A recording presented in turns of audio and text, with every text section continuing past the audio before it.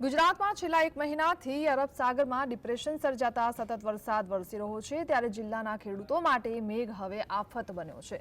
હવે ચોમાસુ પાક નિષ્ફળ ગયો છે ત્યારે પાટણ જિલ્લા વહીવટી તંત્ર અને ખેતીવાડી વિભાગ દ્વારા છેલ્લા 4 દિવસથી પાક સર્વેની કામગીરી શરૂ કરવામાં આવી છે। ખેતીવાડી વિભાગના વિસ્તરણ તેમજ તલાટી દ્વારા પાક સર્વે થઈ રહ્યો છે। સરકારના અહીં 33%ના નિયમ કરતા વધુ વરસાદ નોંધાયો છે ત્યારે સર્વે બાદ રિપોર્ટ ગાંધીનગર જશે અને ત્યારબાદ નિર્ણયમાં કેટલી સહાય ચૂકવવી તેનો નિર્ણય લેવામાં આવશે।